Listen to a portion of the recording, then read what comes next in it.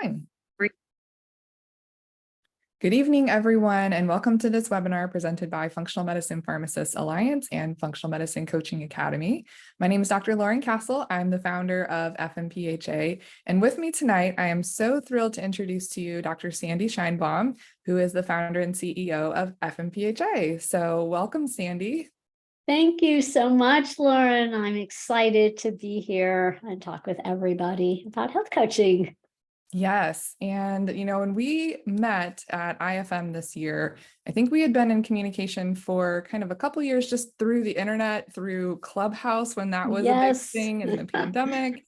And so it was just such an amazing opportunity to finally get to meet in person. And it's been such a fun journey to see the path of health coaches expanding and the path of pharmacists expanding, and now being able to come together and think about ways that we can combine these modalities in order to open up that toolkit even more, as well as think about ways that we can complement these modalities and potentially use health coaching as another tool in all types of pharmacist settings, whether you're working in retail or independent pharmacy or in a functional medicine practice. There's so many opportunities and ways to sort of mix and match these skill sets. And I think tonight's webinar is just going to be such a great way to introduce what health coaching really is, because I think there's a lot of myths out there around what it is, what it isn't, and everyone's got a different definition, and how do we know what's what? And so I thought it would be great to bring you on and actually talk through some really important considerations in considering health coaching training, what to look for, and what the scope of practice is. I think that's probably one of the biggest questions I get over on the FMPhA side. And now we'll have an opportunity to discuss all of that. So I'm going to go ahead and start sharing my screen on my side, and then we can just go through the slides together and kick things off if that sounds good. Sounds great. All right, because everybody see these slides? I'm assuming thumbs up. All right. So Sandy, why don't you take a moment before we get started and give us a little introduction. Tell us about your background and how you actually started Functional Medicine Coaching Academy. Sure. I had been working in different areas than health coaching for many, many years. I actually started out in education, in special education. I had a classroom of children with learning disabilities, behavior disorders. And for many years, I taught teachers how to work with kids with special needs, and got a Ph.D. in clinical psychology. And for many years, around 35 years, I was a health psychologist, and I was focusing on things that were quite new at the time. We didn't talk about mind-body medicine, but that's what I was doing. Biofeedback, did one of the controlled studies on neurofeedback or EEG biofeedback. Was always interested in the mind-body connection. I studied positive psychology. I specialized in cognitive behavior therapy. And so when I studied functional medicine through IFM, I was in the first class to be certified. What I wanted to do is actually returning to my roots as a teacher. And so I took the functional medicine principles and merged that with the principles from positive psychology and mind-body medicine, psychology of eating, to launch FMCA.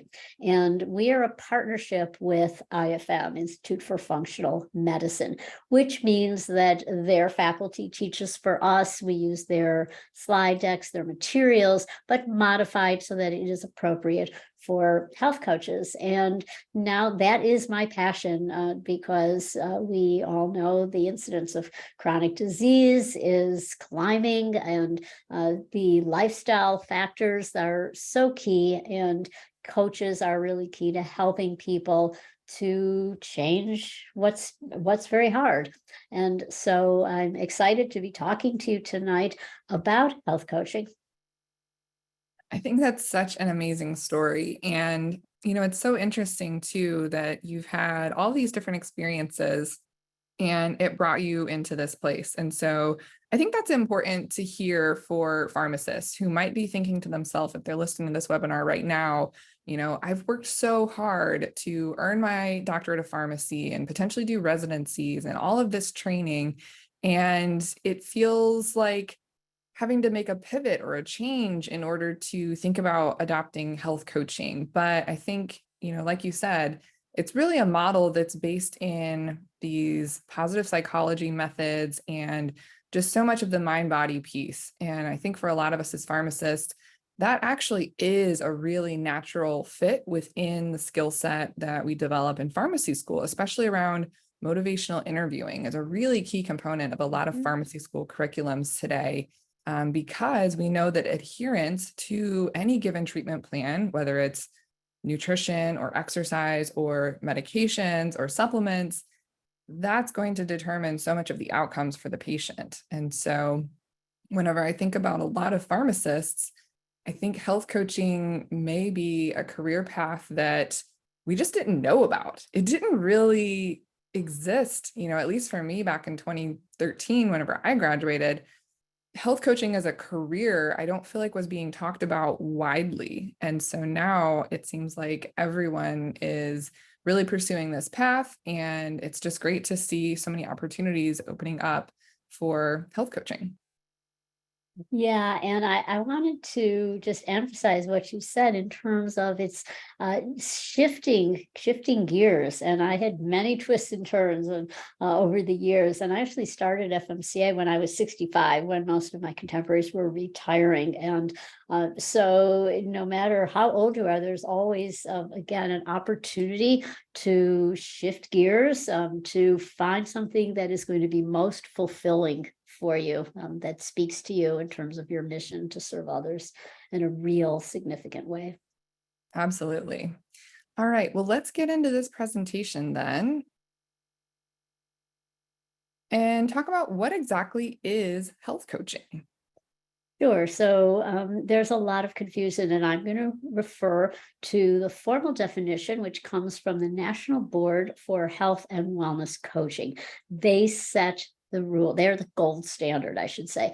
And as a school, we are an approved school, so our graduates can sit for their national board exam.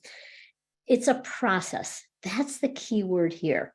And that is, it is a process that facilitates behavior change. It's always helping people change. And it comes from that individual. What you are doing is helping them to make their own decisions, identify what matters most to them so that they can set the goals that would be reasonable for them to work on the areas that are going to lead to a healthier state of being. And it is a partnership.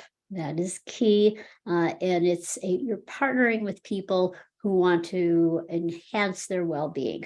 And so there are some people who are at a pre-contemplation state of change, and so you still partner with them, but on a different level. So unconditional positive regard. This is a principle that comes from humanistic psychotherapy. I trained in that many years ago. Carl Rogers, for example, was one of the people who actually identified this process of client-centered, unconditional positive regard. And so I should say that life coaching was a spin-off. It evolved from the principles of humanistic therapy. I worked with what my mentor, when I was getting my doctorate, went on to found a school for life coaching. And so we had brainstorming sessions together, what this would look like, coming from these principles of humanistic psychotherapy. So you have this unwavering belief that somebody can change. They're an expert in their own life, and this unconditional positive regard. And that is really, really clear. And I should say also that there's in contemporary psychology, there's actually a movement that is going against unconditional positive regard. If somebody is voicing beliefs that you don't agree with, for example, and this is pretty controversial in the field, but if we go to the basics, how do we really interact with another human being? It is holding them in unconditional positive regard, It doesn't mean you agree with everything they say. You might be eating a carnivore way and they are a vegan, or they may be espousing other beliefs that you just don't agree with, but you maintain that they are an expert in their own life and you're not coming in with a judging attitude. That's how they will change, when you have this positive regard. I love that. I think that, again, there's so many things to really think about here in kind of the different ways that medicine is practiced across different specialties and professions, from physicians to pharmacists to health coaches. And I feel like this is a pretty unique way of looking at things, right? Because I think there's a tendency, especially in conventional medicine, that the patient is not always right. And we want to try to change their behaviors, but also change their mind or change their opinion and try to convince them of something. And so it's a balance there to be able to help them along this path of, sort of self-discovery, but also trust in themselves and really being their own best advocate. And that's something that, as much as we might try in different professions, it's not an easy task. And I think that's where it takes a really unique approach to be able to do that. And certainly the time and the tools and resources and skills to hone that ability. Yes, absolutely. So let's talk about what's in it for patients. Why is this such a powerful process? Well, what's it like when you are heard and understood? When the person is really, really listening to you? And time again, when we've talked to our graduates, what is bringing you the most joy as a health coach? And they'll say, I was there when my clients had this aha moment, when like a light bulb went off and they got it and they made that connection from what they want in life to where they are now. And, oh, I can do this. I can make these changes. It won't be so hard. I'll have support. And it comes from asking the right questions. And they realize that they have an ally. They have somebody who is going to be on their team, supporting them, also holding them accountable, because they might not eat that whole bag of cookies if they know that they have to talk to their health coach about it. So accountability, I made a vow, I promised that I would cut back on my diet sodas from 10 to 8 this week. And so they will think about it and actually act on it. And that's been shown repeatedly. And it's the coach is there to help you problem solve, decisional balance. Well, if you went this way, what could happen? What would be the worst thing that happened if you made this choice? And so it is a dialogue that is very much consisting of problem solving. And again, the coach is along for the ride. It's the client who is in the driver's seat. I think that's a really important way to think of it as well. So a lot of it has to do with establishing realistic goals. The work of B.J. Fogg, who wrote Tiny Habits, we actually use that as a reading in our program. So it's tiny wins, tiny approximations. Where are they comfortable starting? And it might be just getting the right tools. Well, okay, I'm gonna get something to track my steps with. I'm gonna learn how to use the part of my phone that'll track steps, or I'm going to buy some new running shoes because mine are worn out. And coaches are not therapists, but they play a big role in giving emotional support and helping people to actually normalize what they're feeling, and having a conversation about the flexibility and the fact that emotions change, and that you could be feeling dismal in one moment, but then the next you might have an optimistic thought, something will pop into your head, you'll get a phone call, here's some good news, and things could change on a dime. And so, but coaches help people have that perspective. And again, it comes from problem solving, really supporting the individual. And it really is helping people see that they are the architects of their own life, and over and over again in the research literature. What happened when people experienced health coaching? Self-efficacy. On reports, self-efficacy improved. That's really, really big. And of course, that's what drives somebody to make better health choices. Absolutely. So health coaches help people change when change is hard. That's how I like to describe it. And it's difficult.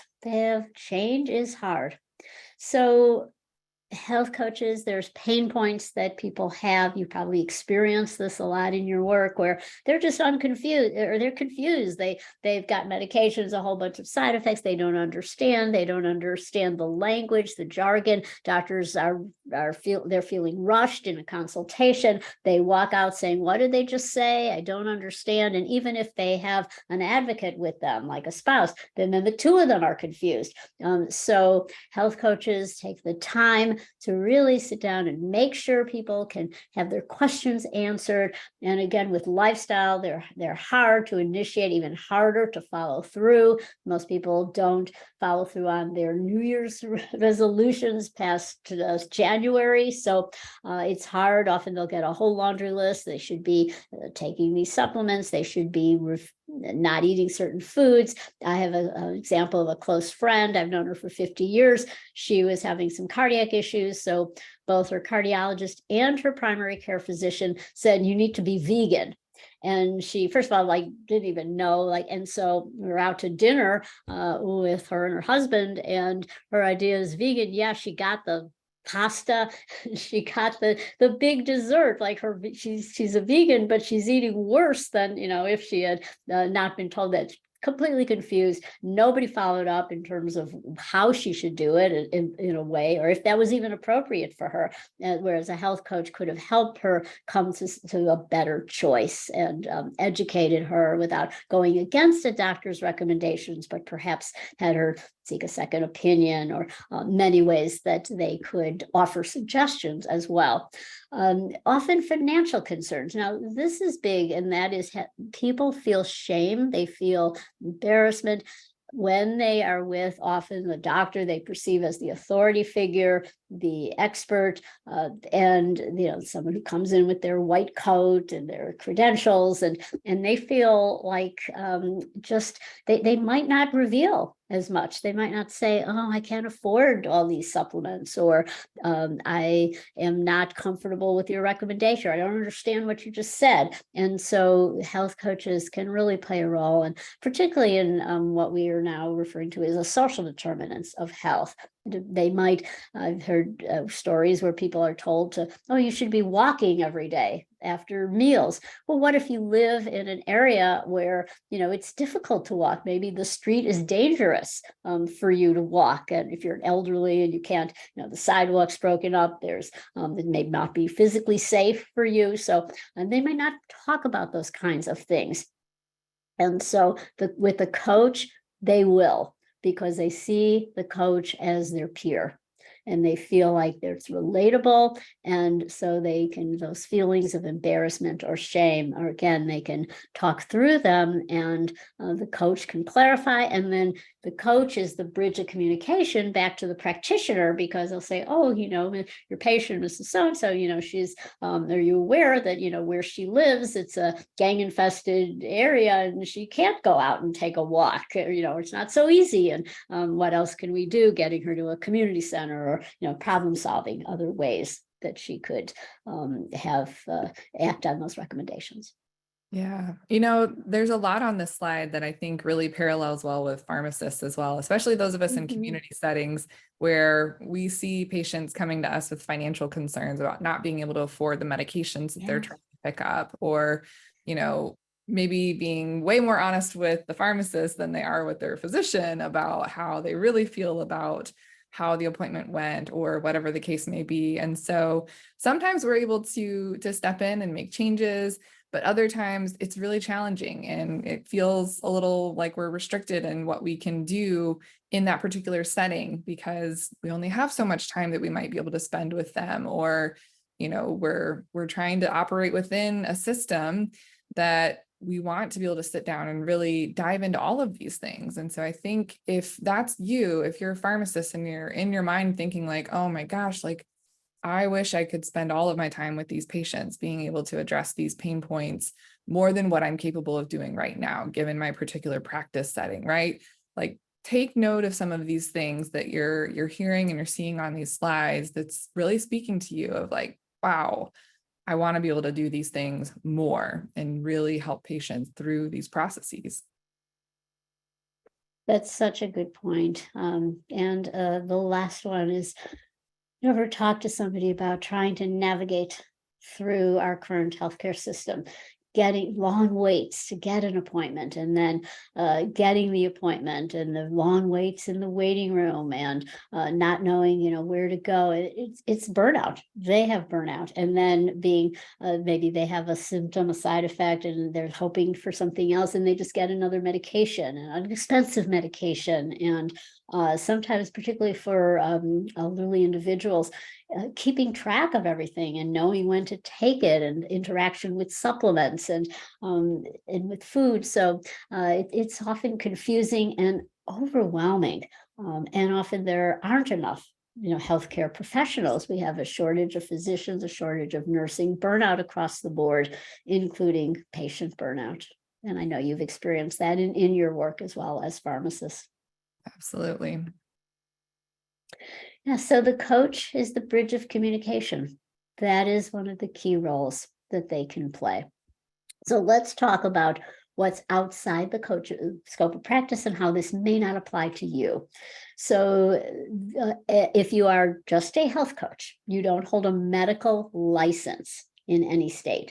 So therefore, you can't diagnose any condition. You don't develop treatment plans, order and interpret labs. And I want to pause on that one, because there are health coaches out there who may advertise on their website that they are ordering and interpreting your lab tests.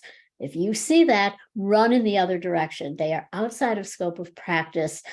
And there have been incidents where there have been serious consequences for somebody doing this, and physicians have shared with me that they've gotten patients who were pretty sick, and it's because their lab showed something. It was misinterpreted by a health coach, and therefore the physician had to intervene, and in a pretty life-saving situation. So this is something that is not in the scope of practice. Now, there are direct-to-consumer labs increasingly, and coaches can be the educators. They can be the support for people. For example, just before this call, I got a text from a friend. She was doing a direct-to-consumer, and she said, 20 of my labs came back out of range. I'm freaking out. I don't know what to do. Enter the health coach.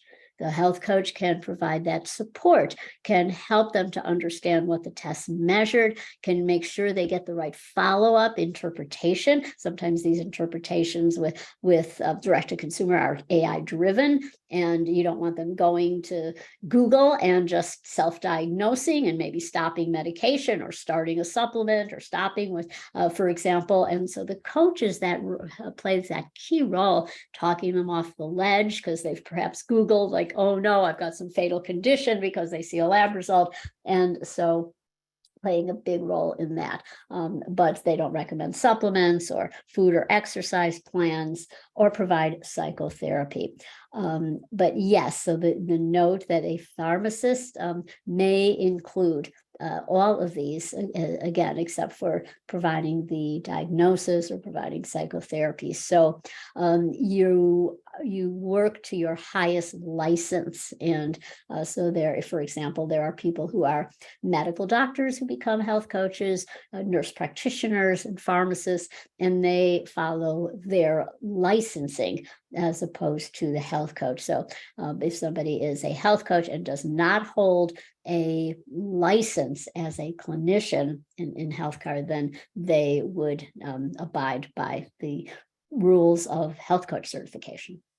Yeah, I think this slide is really, really important. And I know, like you said, there's a lot of confusion around this. I think one thing to keep in mind as well, whenever we say that you can practice at the scope of your license, if you're a pharmacist or a licensed provider, but that's still following your state licensing rules, right? Just because you call yourself a health coach and you're a pharmacist in Ohio, doesn't mean you're going to automatically become a pharmacist licensed in all 50 states and your scope of practice is going to magically expand outside of your own state.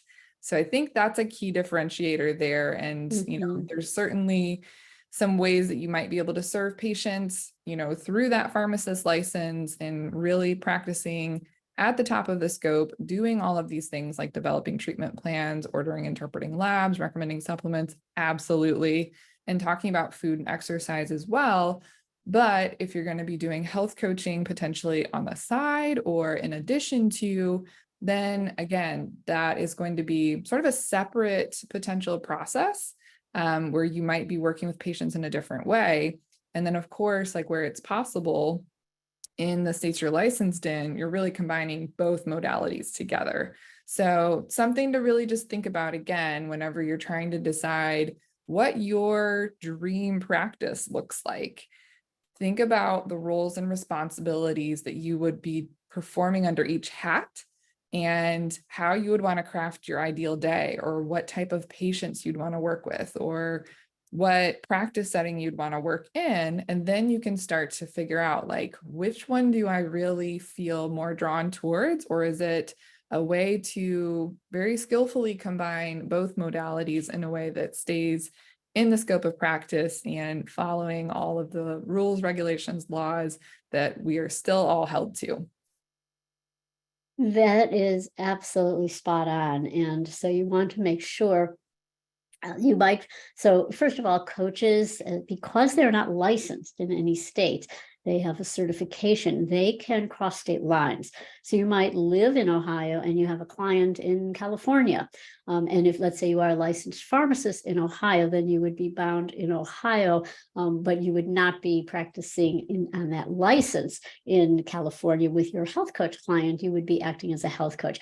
And this is all made clear in your client agreement. This is where you lay out that, I am licensed as a pharmacist in Ohio for the purposes of our coaching sessions. I will be acting as a health coach, and I will not be diagnosing, treating any medical condition, prescribing, etc. And so you lay all that out so the individual is very, very clear, and you are clear which hat you are wearing. So we have many people who are coaches as well as hold medical licenses, hold other licenses to practice. Absolutely. So let's talk a bit about the effectiveness. Does coaching work?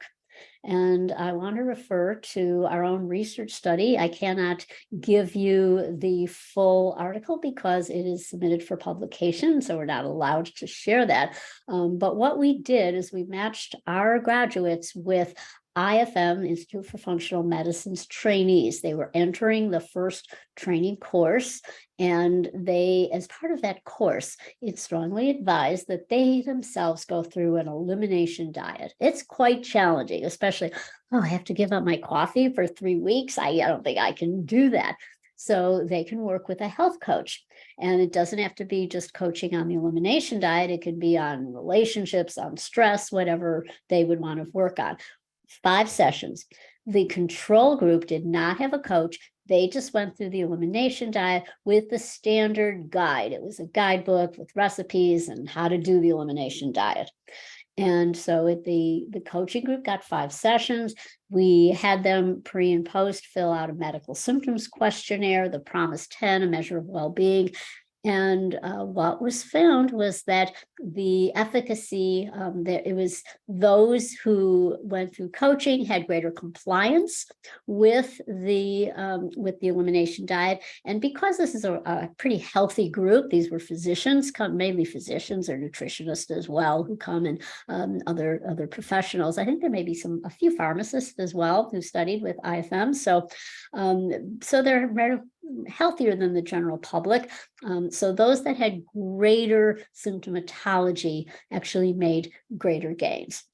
So that was really encouraging. And then we had another study where this is with Slalom. So that's on the next slide. And that would be that Slalom is a consulting company. They have 13,000 employees, and they have 300 they identify for this special group. It's called Hab Lab. And Hab Lab is where these people are, they've been selected to do some experimental things. And one of the experimental projects was working with FMCA graduates. Again, the same format. In this case, 100 people enrolled. And it was not a controlled study. We were just following them for 5 sessions. And they worked on these modifiable lifestyle factors: nutrition, stress, sleep, movement, relationships. And the results were just amazing in just 5 sessions. And you can see on the next slide and you can see there what most of them wanted to work on. Stress was a big one. So had a big change in the MSQ, the Promise 10. And then there was another questionnaire about how they perceived their relationship with their employers. And all of those changed significantly. And I think it's the next slide that has the data. And so now you can see this is a big change. So the score, the MSQ, this is a self-report of medical symptoms. So you want the lower score. And so it went from 43 pre to around 27. The Promise 10, you are comparing and the significant change there. And then the slalom questionnaire also changed. And this was significant. This is like they were saying things like, I feel like for the first time, my employer really cares about me. They cared about me enough to have a health coach. And so that was a really significant change. So there's a lot of research. The literature is just filled with research on the effectiveness of coaching. So I just shared 2 of our own projects here just to show you what that's like. And we can go to the next slide.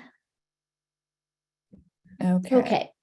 So just a little bit about, and that is people often ask, well, what do I need? Any prerequisites? You need to be a good listener. What I love so much about this field is that the barrier to entry is low. Community health workers, pharmacy assistants, somebody who, might be just working retail in the pharmacy and is just, they could become a health coach. They could, you could be a coach. You could have others working, coach assistants, for example, or working with you, a whole team of health coaches.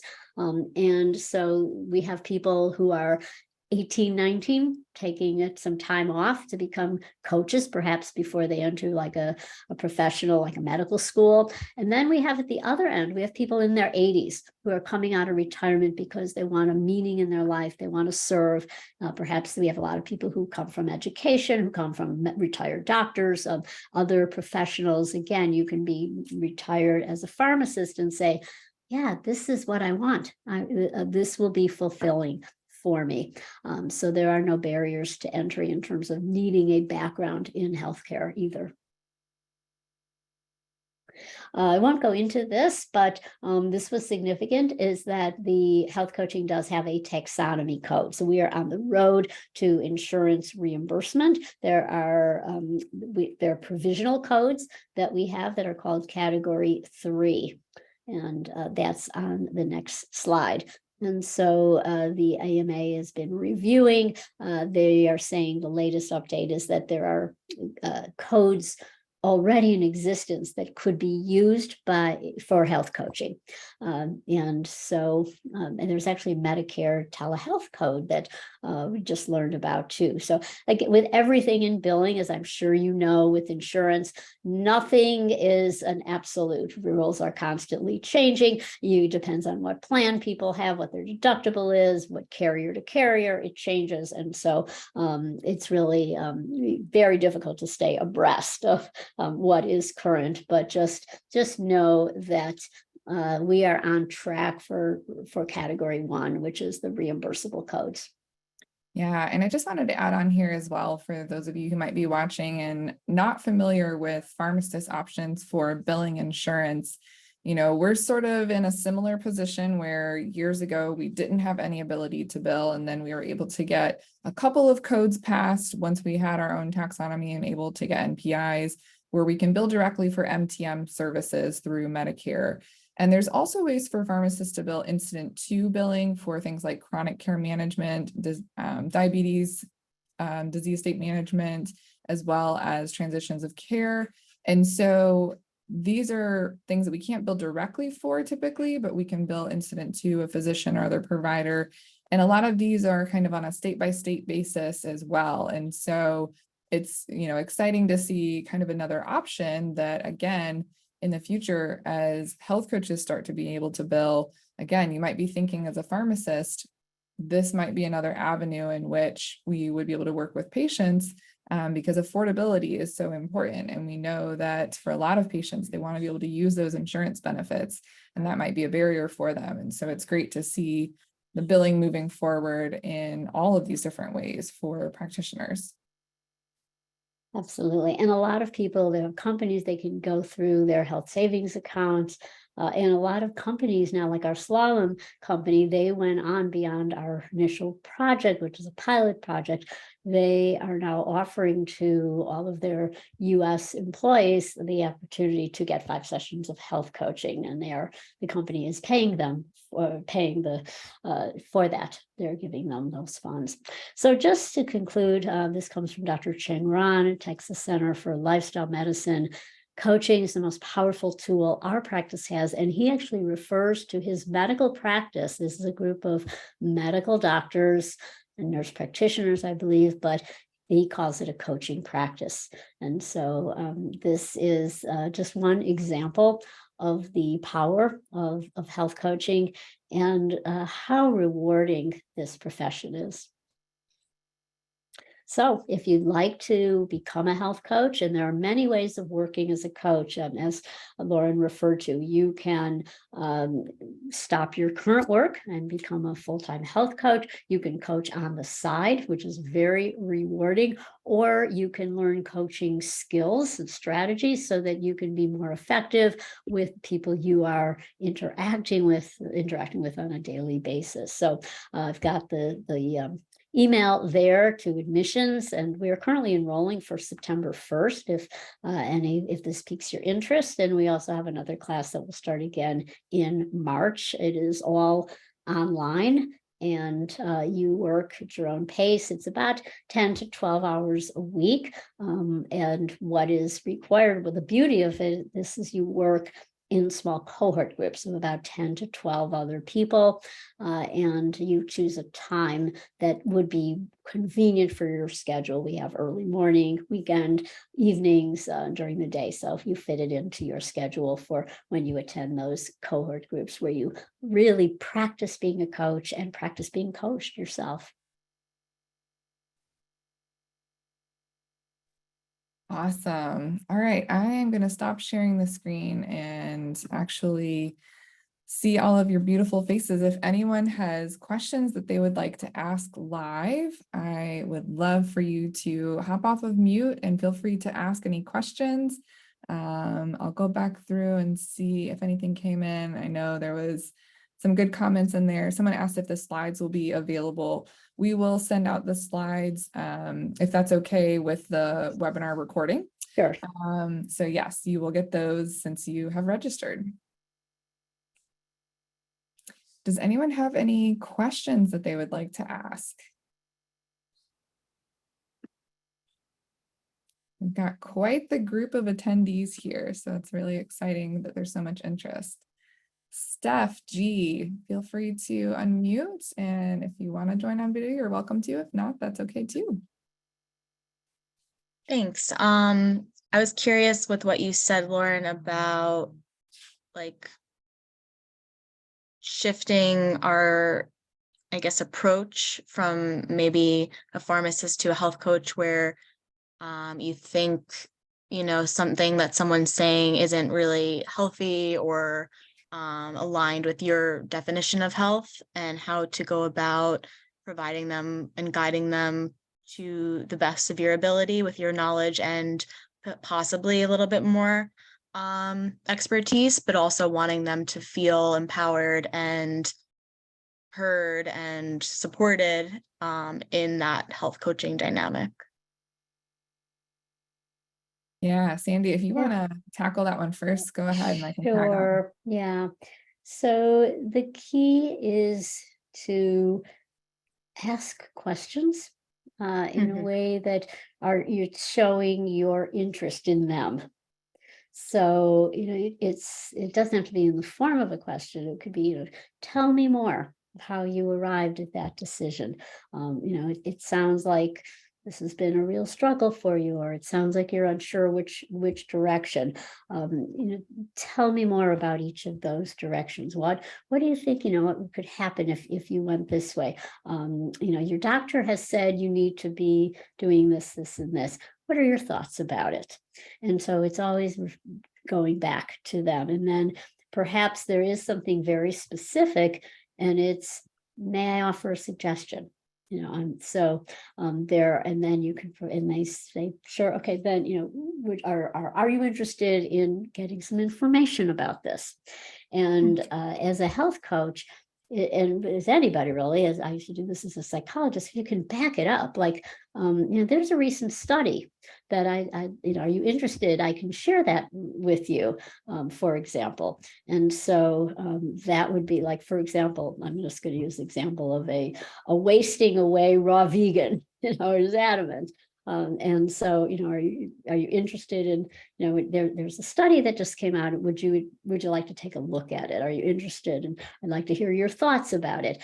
And so those are some of the things so you're not telling them, you shouldn't be doing this. You need to eat meat or you're going to waste away to nothing. You are nutritionally deficient and this is really bad for you. So that would be the doctor dictator approach. And so you do it by respecting them, and this must, you've shared, this means a lot to you, the well-being of animals. And I really understand what it must have been like. There's somebody who's was relating a personal experience of animal suffering. And so you relate to them. And then gradually, you help them through questioning, said, well, yeah, I guess I could start with a little bit of fish, and so they come around to it, but you're not hitting them over the head with it. Thanks, Sandy. That was awesome. Yeah. And, I think as pharmacists, again, sometimes we're in similar positions where potentially a doctor is recommending one particular medication or, a supplement or, something like that. And then we're kind of coming in with a different perspective or more knowledge or maybe some information that the other healthcare providers didn't have, right? And so I think there's a key difference between understanding, whenever it's more of like a patient choice that they have versus a duty to intervene as a pharmacist, right? And so in certain cases, as a licensed professional, there may be options or, situations there that we have to actually intervene because potentially we have those checks and balances, right? And that's part of our role. And I think that can come up in health coaching as well. And that's really where Sandy was talking about knowing when to refer, right? Knowing when to step in and address something directly back with a physician, maybe, right? And it's all about that interprofessional dynamic and the communication. And so it's these tools of having the conversations and being able to ask the right questions to understand maybe where some of the resistance is coming from. And again, whether you're practicing fully as a health coach or fully as a pharmacist or mixing between the two practices, there's going to be kind of that spectrum there where there's going to be times where it's like, okay, we're going to ask questions and we're kind of lean into what the patient is really wishing for and wanting. And then other times that we might have to put on more of that pharmacist hat and say, this is strongly recommended, or this is based on current guidance or practice guidelines, or, those types of things where we really need to try and get that patient buy-in a little bit more. And at that point, it becomes also educating and being able to kind of back up some of that information. But ultimately, at the end of the day, yeah, the stick approach is never going to work with patients. And so it comes all back around to how do we get their buy-in? And that's really what the coaching approach is all about. Absolutely. Great question. Does anyone else have questions that they would like to ask as well, whether it's about health coaching in general, about pharmacy and health coaching, about practice models? Leonard, welcome. Good to see you tonight. Hey, yeah, good to see you as well. So I hopped in 15 minutes late. Not sure if this was already reviewed, but is there a common? I mean, I see a lot of different organizations accrediting wellness or health coaches. I didn't, when we're talking about licensing and power of scope, I didn't know if there's a single license or certification that I should be on the lookout for if I want to be able to partner with a health coach. Yes, absolutely. You look for somebody who is board certified in health and wellness coaching. They would have the letters next to their name, NBC-HWC, National Board Certified Health and Wellness Coach, the National Board for Health and Wellness Coaching. That is the gold standard. Before they came into existence, which was they formalized in 2017. It was in the making since 2012. There were no rules, and then still anyone could hang out a shingle and say they're a health coach, or they went to a program that was 2 months or a weekend course, and now they're a health coach. And so you look for somebody who is national board certified. It shows that they have met the minimum criteria. They have to pass a rigorous exam. The Board of Medical Examiners administers that health coaching certification exam. So they're partnering with the National Board for Health and Wellness Coaching, and they set the standards. They have an ethical code of conduct, and they're the ones negotiating currently with the AMA for reimbursable insurance codes. Awesome. Perfect. Thanks. Yeah, I think that's a great point. I know, there's so many different training options out there, whether you're looking in functional medicine or health coaching or pharmacy certifications, right? There's all kinds of different training options. And so you really have to think about kind of big picture, where do you want to go with your career? If you're looking at a program for yourself, and then potentially if you're looking to work with another practitioner or health coach, again, understanding their experience, understanding their level of training, and being able to confidently say, like, yes, this person is going to have the skill set that I'm looking for to be able to work with them. And that, again, training and understanding around what their scope is and making sure those lines are clear. Another thing I think is important to note about FMCA, like we talked about kind of in the beginning, was that they are a partnership with IFM. So that, I think, Sandy, if you want to talk a little bit about that, I think is really unique.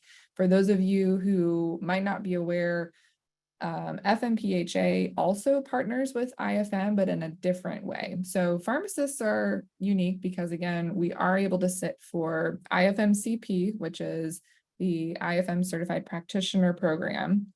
And so that's an option if you want to go that route and really stay focused in that pharmacist practicing at the top of your license, being an interventionist, essentially, right? And like managing drug therapy.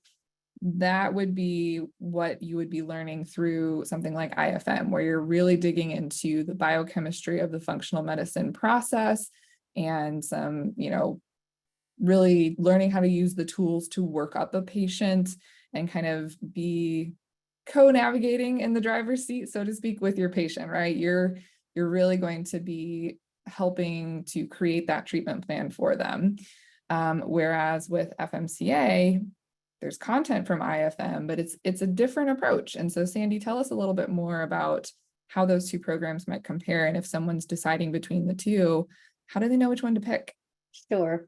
So the IFM is for the medical detective, somebody who wants to be in the weeds in terms of figuring out, taking the IFM matrix of clinical imbalances and looking at all the different enzymatic reactions and analyzing all the specialty lab tests, see where breakdowns occurring, and then coming up with a treatment plan. Whereas what we do, we're a collaboration with IFM, and that means that our faculty that teaches the functional medicine piece is from IFM. students, they're senior faculty. We use their slides, basically the same slides as AFMCP, IFM's introductory course. We use a few others as well, but we don't take those decks intact. So for example, if Dr. Wendy Warner, she teaches the female hormones and is a lecturer there, and she just recorded an updated talk for us. We take that slide deck that she's familiar with for her IFM lectures, but we drop out some of the slides because we're not expecting health coaches to know every enzymatic reaction and memorize. If you go through IFM and you're in their certification track, you have to memorize every, the whole steroid pathways, for example. And so it is a deep dive into molecular biology. And with a health coach, we are always asking the question, do you understand these principles, to explain them to an individual? That you want to explain principles of functional medicine with stories, with analogies, so that they understand what leaky gut is. They understand barrier integrity, metabolic syndrome. They understand the connection, between communication node of the functional medicine matrix and transport and energy production. And so these are complex concepts that you dig into at IFM. But what we're showing is, how do you make this come alive for your clients? And most importantly, and I just heard Dr. Robert Luby, who's the head of medical education at IFM, say this. He teaches for us as well. And what he explains in his lectures for our coaching students is that the doctors are focused on what's wrong with you, and you as coaches are focusing on what's strong with you. That comes from positive psychology. There are character strengths. What do you need to thrive? And so the coaches focus on the heart of the matrix, which is the mental, emotional, spiritual component, and the 5 modifiable lifestyle factors which drive the clinical imbalances. So that's their zone. And so if you become a coach, that's where you will be. You will be supporting people making these lifestyle changes, supporting them in terms of asking these crucial questions. What makes life worth living for you? What's meaning and purpose in your life? What matters most? What do you want your health for? And then they will, from there, focus back to setting some goals, and you'll support them in reaching those goals.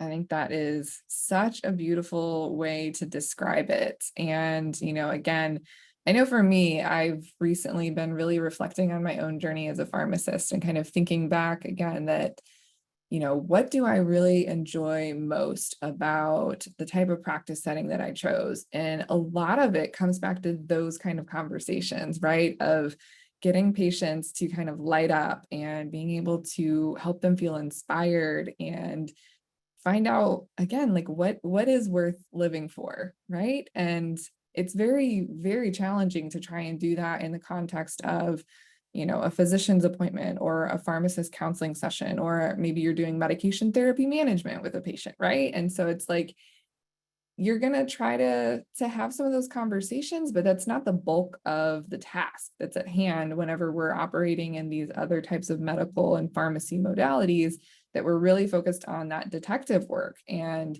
filling out that matrix. And, if you've done our bootcamp course for FMPhA or taken any of our webinars that we've done in our education section, we talk about layering in the functional medicine approach with the pharmacist patient care process.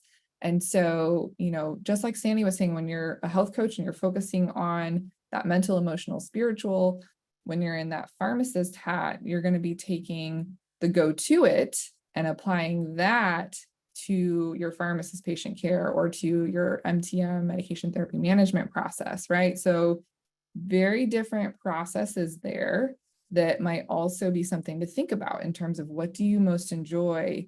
And if it sounds like that health coaching piece is what lights you up as a practitioner, then again, think about how can you start to leverage more of a health coaching approach with creating your ideal practice. Because with any of this, yes, we're trying to create the best outcomes for the patients, but we also want to create the best outcomes for the providers, the practitioners, and to heal that burnout that so many of us have experienced. I know I raise my hand high and be included in that statistic. And, it's really being able to take that step back and reevaluate your career and how you want to show up in the healthcare space. We have a few more minutes if anyone else has questions that they want to ask live. I saw a question come in the chat around Mayo Clinic offering health coaching program, and if we know anyone that had experience with that program. Yeah, So, I do know they have some program. I'm not sure. I don't think that is functional medicine based. There are a lot of health coach programs out there, and some have particular points of view. Some have different orientations. Length of time is different. The people they attract are different. And so at FMCA, we are in collaboration with IFM. So our focus is blending functional medicine with the art and science of coaching and positive psychology, and taking those modalities to help people thrive. yeah, so it looks like the program through Mayo Clinic is at least a NBHWC Approved, yeah. program. So that's the first thing you look for in the coaching That's a program. good thing there. But what sets FMCA apart? I know you said it's really that functional medicine approach, but what would a non-functional medicine health coaching program look like? Yeah, so I think there's many that are following the straight and narrow, very conventional in terms of the guidelines. They would follow the guidelines of the American Heart Association, of the Dietetic Association. They're very more conventional based in terms of what they are training in terms of the health and wellness guidelines. So that would be one differentiator. What we do is we also are strongly focused on our graduates. So we have an alumni program and support them. I have office hours. We have Ask the Experts. We have career mentoring where you can still come and have support, have guidance, supervision if you want that, and access to continuing education. So it's very important to have a community. Nothing we didn't talk about, but if you're thinking about in some fashion incorporating health coaching, is that the power of leading groups as a facilitator. That's really rewarding to have a group of people together, coaches. It's increasingly just about 90% online now, but having a Zoom meeting with people is very, very powerful. And you can really see people supporting one another where the community is the medicine, so to speak. Yeah, absolutely. All right. Well, I will have one last call for questions if anyone has one that they would like to ask. Otherwise, I think we will wrap up this call. And as we said, we will definitely send out the recording. We'll send out the slides, and we'll include all of that great information about the semester program for FMCA that will be kicking off this fall.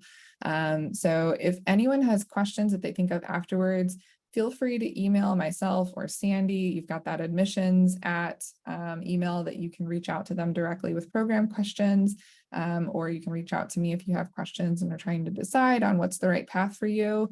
This is my area of coaching around career and business development and helping pharmacists find their place in the functional medicine world, because there are so many opportunities that are out there. And that's why I'm just so thrilled that Sandy was able to come on tonight and help shed some light on this particular area that we've really kind of hadn't dove into yet. We've really stayed focused on highlighting the different roles that pharmacists can play strictly within the pharmacy realm. And I think it's sort of being able to bring the two together and look at ways that we can collaborate, and come up with amazing hybrid paths that people can find their version of career fulfillment and satisfaction. So thank you so much, Sandy, and I hope everyone has a wonderful evening. Thank you all. It was a pleasure to be with you. All right. Goodbye, everybody. Bye, everybody.